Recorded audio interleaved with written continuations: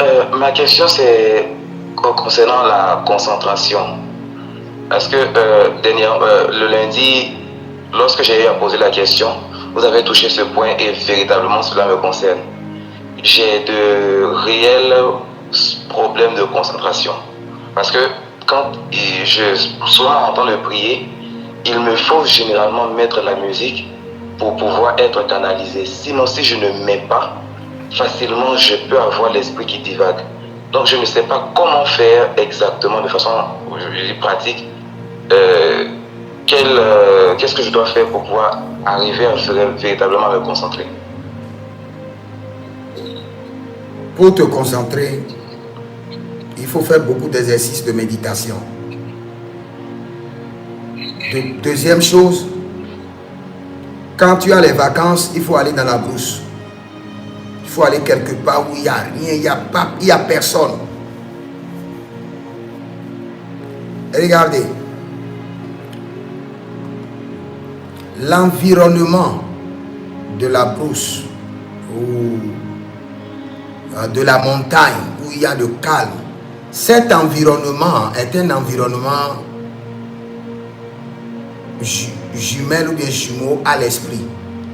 L'esprit aime cet environnement-là pour se stabiliser. Il y a certains contrôles sur ton esprit que tu ne pourras jamais avoir quand tu es chez toi. Même si tu fermes la porte et tu es seul dedans. Mais quand tu es dans un environnement, sur une montagne, dans la brousse, calme, où il n'y a personne, cet environnement t'enseigne à contrôler ton esprit, à contrôler tes pensées et à ne pas être divagué. Donc, la première des choses, apprends à faire beaucoup de méditation. Quand tu as le temps, va sur des montagnes de prière, là où il y a le calme, et tu restes là-bas calmement. Coupe la communication avec les humains. Par exemple, tu as 3 jours. Vendredi, samedi, dimanche. Ou jeudi, vendredi, samedi. Éteins ton téléphone. Ne communique pas avec le monde extérieur.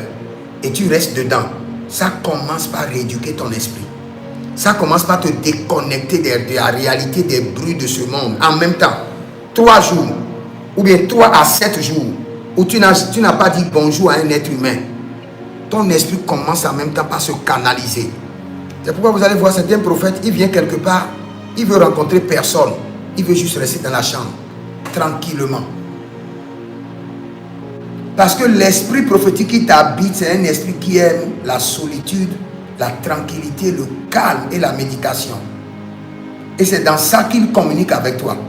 Au fait, c'est un esprit jaloux. Quand tu communiques beaucoup avec les autres, il n'est pas trop content. Il veut seulement communiquer avec toi seul. Il veut seulement communiquer avec toi. C'est pourquoi quand tu es marié, nouvellement marié, on ne te conseille pas d'entamer une relation avec le Saint-Esprit. Parce que si tu es nouvellement marié, tu entames une relation avec le Saint-Esprit. Le Saint-Esprit peut te garder 3 mois, tu es là. Tu cherches seulement le Saint-Esprit, tu oublies même que tu es une femme.